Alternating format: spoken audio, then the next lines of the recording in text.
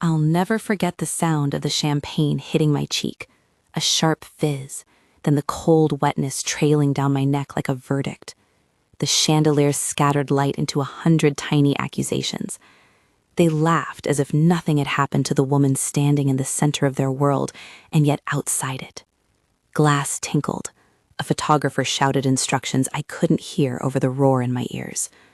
Lucas, with his practiced look of disappointment, held up the papers and said, loud enough for every phone to catch, "Sign here, Magnolia."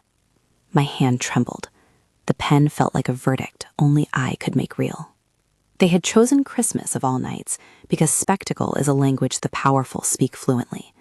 Snow clung to the hedges outside, glittering like applause. Inside, beneath a 20-foot tree, family and friends smiled the smiles of people who have never had to answer for what they break. Eleanor's laugh, thin, delighted, cut through everything. Vanessa filmed with a grin that was practiced cruelty. People pointed their phones the way hunters point rifles. I signed because hands shoved mine, because a man in a black pad said, "Make it quick," because there was no lawyer at my elbow, and because my husband had already narrated my life for an audience that would enjoy my collapse. I signed, and the signature looked like surrender. If you love comeback stories, hit like and subscribe. This one tops them all. After the lights, the cameras, the champagne, I remember the cold on my face as I was pushed into the snow. The snow smelled of exhaust, and something metallic, the taste of humiliation. They left me there, with the crunch of car tires disappearing and the glow of taillights pulling the warmth out of the world. I walked until my boots had a rhythm that matched the hollow in my chest, until a diner's neon sign blurred into something that promised coffee more than comfort. Years before that night, I had learned to make myself small. I was an orphan who learned the name of each penny before I learned how to say no. I learned to stitch seams so fine a tailor would envy them. I learned to accept invitations to pretend I belonged. Lucas noticed me after I stopped noticing myself. There's a certain hunger in a man who is good at imitating affection. He made me feel like an accidental stroke of luck. He married me because I fit into the tableau he wanted to present. Obedient, attractive, and quiet on matters of debt and embarrassment. 4 years. That's all it took for his patience to sour into entitlement. The mornings were the worst. The way he corrected my coffee, the way Ashley warmth would leak out of his voice when he spoke to his mother, the way he kept my last name like a pet leashed to his coat. When the Christmas party ended and I was left with a signature they could point to, I felt less like a person than a document. People kept saying, almost kindly, "It's better this way." They didn't mean it for me. The diner booth was sticky with a history of other people's small tragedies. My coat still smelled of perfume and champagne. I sat alone, hands wrapped around a paper cup I had no appetite for, when my phone lit up with a number I didn't know. Patricia's voice was steady. She was the kind of woman who could make legalese sound human. Harold, who'd found me and waited until the paper thinness of my resolve allowed a conversation that felt like rescue, had been watching from the car. They told me something my bones refused to believe. My birth name was not an accident, and my blood had a different gravity than I had been taught to accept. "You're not who he thinks you are," Patricia said. "You're Magnolia Wellington." The name landed like a coin on a table. I thought at first it must be a trick, some late joke at the expense of someone too broken to fight back. Then came the documents. Birth certificates, adoption papers sealed in an envelope with a hospital stamp, signatures validated. There was a photograph of a man with my eyes. He had my jawline, stubborn and private. He had a name I had heard in the papers all my life, Jonathan Wellington. He was, I was told, dying and had asked to see his child. There are moments when despair becomes a hinge. You can hang there, brittle, and let it rust, or you can open it and step through. When Patricia told me Jonathan's name, I felt the hinge give. It wasn't that suddenly everything would be easy. It was worse and better. There were people in that family who had cleaned their hands in the dark for a long time, men who would not let an inconvenient heir rise without trying to cut her down. There was Raymond Wellington, the uncle whose smile could never touch his eyes, who was in charge of arrangements and charities and the carefully curated distance that wealth breeds. Raymond, I would learn, owned the polite corridors and the private stairwells of power. He also owned the fear people felt when he cleared a room with a look. He was not only a powerful executive, he was, quietly and efficiently, the shadow behind certain debts and certain violences. In the language of investigations, he was the node everyone pointed to when naming the rumor that never made the news. That night, Patricia said, was arranged to humiliate you. It was designed to make you sign papers in public so you couldn't change your mind later. We have proof the documents were sent through his channels. Hearing that put a different weight on the signature I had made under glittering light. It was not merely Lucas's cowardice on display. It was part of a web that protected men like Raymond. If the people who had orchestrated my exposure had hoped humiliation would end me, they had calculated badly. The news of an inheritance depends on secrecy and timing. Raymond had an interest in keeping me small. Jonathan Wellington was a man who had built empires out of other people's silence. He had never been showy. He preferred committees and foundations, names on bronze plaques rather than headlines. And yet he had a streak of stubborn fairness the family tried to laugh off as eccentricity. He had seen something in the papers Patricia and Harold brought him, a crooked ledger, a pattern of shell companies depositing money that ended up being spent on things that had nothing to do with legitimate business. He had reached for something like justice in his last days. If he had wanted to keep his family comfortable, he might have done nothing. He did the opposite. He opened the house and asked for the truth. Meeting him felt like meeting a stranger who knew me better than I knew myself. He had the same quiet force as the photographs suggested, and a tiredness that seemed to make him transparent. He spoke of responsibility in ways that made me want to be better than his expectations. "You don't owe me anything," he said, when I asked why he had sought me. "You owe the people who couldn't speak for themselves an answer." His hand was thin but strong when he touched my cheek. He was dying, and that knowledge made his insistence urgent and terrible. The danger was immediate. Raymond's influence was a lattice, a charity with an absentee board, a security company that answered to old loyalties, a PR firm that could bury headlines overnight. He had been siphoning attention and money into accounts with names that meant nothing until you followed the trail and found how many local shelters had never seen a single dollar. Worse, he had been using the Ashfords as willing, pliant conduits. Gregory had been careless in his greed. Eleanor took her cruelty personally. Lucas had been bought with promises, with social elevation, and with the soft establishment of impunity. There were texts that suggested a coordination, emails that revealed meetings with men whose names were flags for committees you avoided if you wanted to sleep well. Patricia and Harold brought me files in a rented room above a bookstore. The fluorescent light made the papers look more honest. There were ledgers, invoices with ghost company names, travel receipts that didn't add up. There were photos of meetings in back rooms and the faint tremor of someone who'd lifted the curtain and felt acid on their hands. Nothing in those papers required me to pick up a weapon. They required patience and a plan. They required me to become something I wasn't yet, a threat in plain sight. I decided to stay hidden. If they had thought their humiliation would finish me, they hadn't accounted for the time I had to learn. That winter, I stopped being Magnolia Ross and began being Mellon Grant. The name felt like a garment I could wear until the seams were sewn properly. I enrolled in night classes, finance basics, corporate law primers, negotiation techniques, each small lecture a brick. In daylight, I learned how to carry myself. Notes on tone, on where to put hands during a conversation that might be recorded. In the evenings, Harold chased paper trails. Patricia threaded legal motion after motion into waiting positions. It was not glamorous. It was long and it was painstaking, and it smelled faintly of burned coffee and determination. I changed my clothes and my haircut and the way I answered questions. I lived in hotel rooms for months, reading balance sheets until numbers began to rearrange themselves into meaning. I practiced a laugh that was lighter, a face that suggested the sort of money that made people forget to ask where it came from. All of it was camouflage. My favorite part of the transformation was not the hair or the accent I forced for investor meetings. It was the way I learned to read a ledger like you read a face. A misposted debit is a confession if you know how to listen. Harold found friends who had been burned by the Ashfords and Raymond's network before. They gave us documents they had tucked away like ugly heirlooms. Patricia spent nights drafting subpoenas that would be useful months from now when patience met timing. We built a map of the corruption that didn't rely on gossip. We had receipts, wire transfers to shell companies that receded into other shell companies, invoices with no legitimate vendor names, dates that matched trips that went off the books.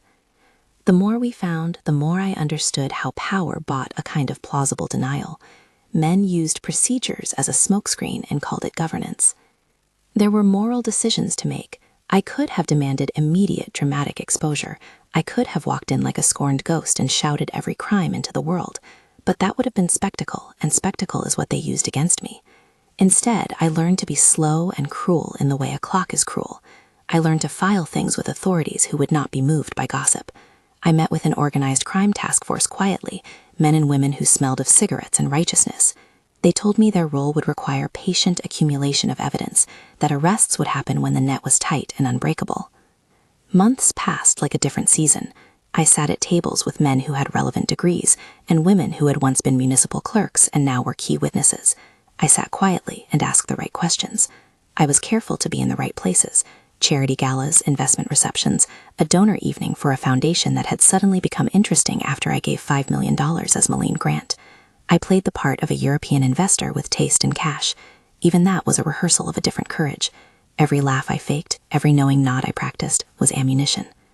The first time I walked back into the Ashford mansion after months away, it felt like a stage I had once tried to flee. The entryway smelled the same, old cedar and the faint cologne that men like Gregory applied as if it were armor. Vanessa's smile was sharp enough to cut. She sized me up and looked away, already typing a caption. Eleanor's expression was a delighted puzzle. She liked to watch women come back smaller and tried to take credit for their deaths. They did not suspect that I was no longer theirs to shape. They thought they had tied me down with a signature. What they did not understand was how much harm a signature could reveal if someone read the ledger it belonged to. I planted myself at an investment dinner under my new name. I offered a plausible amount of money and a story of a small family office wanting to expand in their market. People liked predictability, and a number with a nice pedigree was predictable. I let Gregory show me his optimism. I let Eleanor preen. I let Lucas mistake my calm for weakness. Harold and Patricia fed me updates in short notes. Small admissions here, a slip of an email there. We collected phrases like trophies. Make it seem legitimate, one operative had written, not understanding that his own honesty would become an indictment. There was a night when I realized how many small selves I had shed to arrive at the person who could do the thing ahead of me. I stood in a powder room and looked at my reflection, a woman in a soft coat who had practiced this life into existence. My reflection was not cruel. It had patience in the mouth and a steady, dangerous certainty in the eyes. I thought of the diner, the way my hand shook as I signed a paper because I had been the kind of person who believed signatures could be the end. Now signatures were the beginning of a story that would write them as thieves. The shareholders' meeting was a trap dressed as corporate theater, a merger clause disclosed with fanfare and a promise of returns. It was, from Raymond's point of view, a chance to celebrate. For mine, it was a stage with the right press and the right witnesses. Patricia had scheduled a federal presence. Agents who had been waiting for a moment when a document publicly displayed could not be ignored. I had arranged for the projection of records. There is a small, barbaric delight in watching the expression of a room change when the air becomes full of evidence. I walked to the podium as Malene Grant, measured and polite. I spoke of investment philosophy, of fiduciary duty, of the responsibility of stewardship. They watched me with the casual contempt of people who have never been held accountable. Then I spoke the name that made the first ripple, Magnolia Grace Wellington. The room shifted. Cameras leaned forward like predators. I unbuttoned the armor I wore for business and revealed the person they had gossiped about while thinking she would never be an author of consequences. I did not scream. I laid out the ledger. I spoke about invoices. I showed wire transfers, photographs of meetings, text messages that placed Raymond at dinners where money changed hands in ways that could be traced through legitimate channels.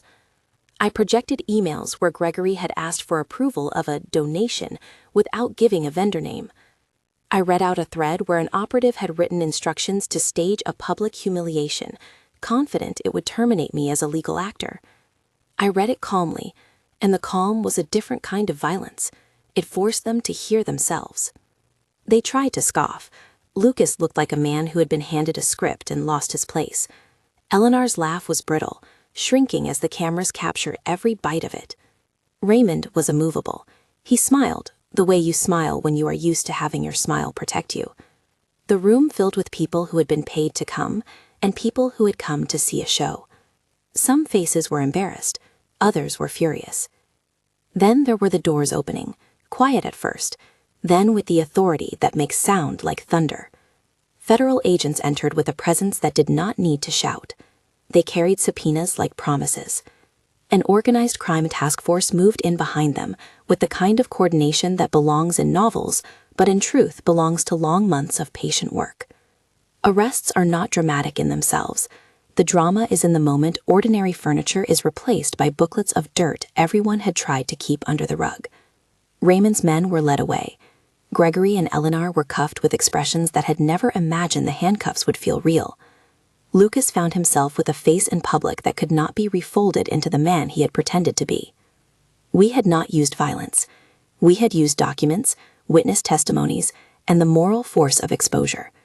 It felt like a miracle, because people rarely see how ordinary bureaucracy can become the rod that levels power. The task force had enough to charge these men with fraud, money laundering, and conspiracy. Raymond's veneer of philanthropy cracked and revealed the ledger beneath. People asked later in interviews whether I had felt triumph. Triumph is a small word for what I felt. I felt vindication. Not that I enjoyed their fall, but that the system we had trusted to be impartial had been engaged and had acted. I felt closed loops of injustice unthreading. I felt the knowledge that people who had used holidays and public joy to perform cruelty would have to stand in daylight and answer for what they had done. I had no appetite for gloating. That is not who I became. I had an appetite for repair. The fallout was systemic. Courts moved slowly but decisively. Assets were frozen. Boards were reconstituted. The press, which had once delighted in my humiliation, found their headlines replaced by something they were less comfortable with: facts. Raymond did not possess the charisma the movies ascribe to villains. He had a peculiar administrative genius for obscurity, for layering false transactions until nothing made sense unless you knew where to look. We gave them where to look. The organized crime task force made arrests that were photographed and reported with a kind of impossible neatness. Gregory and Eleanor had to answer for embezzlement and complicity. Lucas's reputation unraveled into dust he could not sweep away. There was a private cost. My father, Jonathan, did not live long after the arrests. He had done what he wanted to do. He had called me, he had told me the truths I needed, and then he had given us his blessing to use whatever power his name carried to clean house. Sitting at his bedside is something I will carry the weight of forever. He took my hand with a certainty that made me small in a way that had nothing to do with humiliation. He said, "You do what's right, leave the rest." He died quietly, and in that quiet there was an immense sorrow and also a deep sense of completion. Taking stewardship of the company was not the revenge the tabloids tried to paint. It was a responsibility. I could have sold everything, walked away with a different kind of safety, and perhaps I would have been kinder to myself. Instead, I remembered what Jonathan had asked: answer for the people. I kept the company alive and reoriented it. We set up funds for the people Raymond had drained, shelters that did not exist before but had served as talking points on glossy brochures. We created scholarships for children from the neighborhoods his fraud had hollowed out. We invested in affordable housing in projects that had been promised and delayed. I implemented oversight because I had seen how the absence of oversight becomes the blueprint for theft. There were smaller comforts that mattered. Harold, who had become a friend in the way that work breeds solidarity, moved south with his wife. Patricia pressed on in courtrooms and later took a position in oversight. Vanessa deleted old videos and, to her credit, wrote an op-ed about the cruelty of online mobs. Whether she meant it or not, people forgave and forgot in ways that made me uneasy. Some of the Ashfords paid fines and did time. Some rebuilt in smaller, quieter ways. The law did its thing, imperfect but real. Walking to my father's grave that first winter after the verdicts, snow laid itself on the world like apologies. I stood with my hands in my pockets and remembered the woman who had signed in front of a tree and a million lights, the woman who had once believed a signature could end her story. I pressed my palm to the polished stone and whispered things men and women whisper at graves, gratitude and regret at the same instant. Jonathan had left me not only an estate, but also a mandate. Use what power you have with humility. I have tried to honor that mandate. There are people who ask whether what I did was too cold. I answer, justice is not warmth. Justice is the work of making balance where convenience created inequality. I never wished anyone harm for the sheer pleasure of it. When I look back now, the hardest thing is not the memory of champagne on my cheek, but the knowledge of how many people allowed it to happen because spectacle made them feel safe. The real change, the one I wanted to see, was in the community. The shelters that finally had money, the scholarships to a college that had recruited but never paid for children who deserved a shot. The integrity program we funded to teach how to spot corruption in its earliest disguises. I married again, though not in the way I had once thought marriage would come to me. I married work that kept its promises rather than lovers. I found companionship in people who were patient and unafraid of the truth. I learned to love a different kind of silence, the silence of a board meeting where everyone is honest, and the silence of a winter morning when the world is unadorned and steady. Once, when a journalist asked me how it felt to see Raymond taken away, I said that I had felt sorrow, because men like him are often symptoms of systems rather than monsters. That answer irked some people who wanted the catharsis of a villain's fall. I would not deny them catharsis, but my work is not about theater. It is about rebuilding things that are useful, homes that shelter, funds that feed, schools that teach. I have learned that the best kind of victory is one that looks inward and says, now, what do we repair? People still send messages. Some are forgiving, some are raw. A woman wrote to me once and said, "You made me feel like I could stand up." Another accused me of orchestrating a show. Both messages are true in small ways. I stand up every morning because no one else can stand for me. I also stand because I learned that strategy, patience, and law are tools for those who will use them for good. On quiet nights, I still hear the pop of a champagne cork in my memory. It's a sound that now reminds me of thresholds, the moment I left shame on a curb, and the moment I walked into rooms I had once been excluded from. The signature I made in public no longer feels like a chain, but like a historical footnote. The real signature that matters is the one I put on documents that fund shelters and scholarships and open doors. When I think about Lucas, I feel a kind of uncomplicated sorrow. He was never my main antagonist in the way Raymond was. Lucas was a man who used others because he had been taught that love is a reward tied to performance. He lost a name and a life that had been fashioned for his convenience. When I think of Eleanor and Gregory, I think the same way.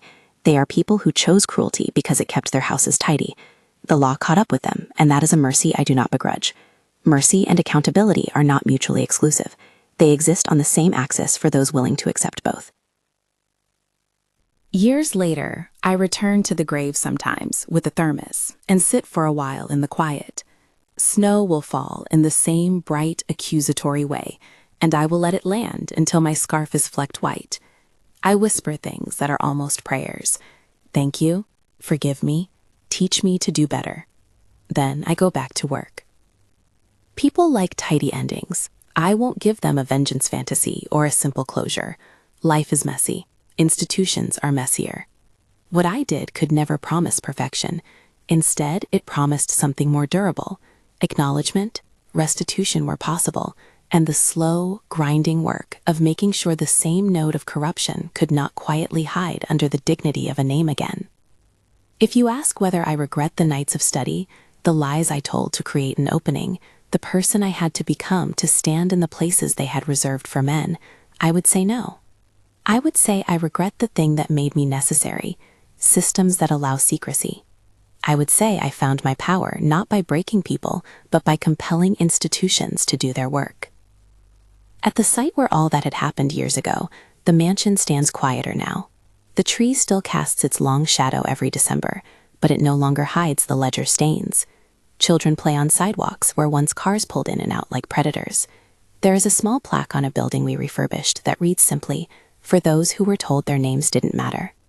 I visit it sometimes, not to celebrate myself, but to remember that humiliation is a wound that collective work can heal. Was this perfect justice or too far? Comment below. I read every comment.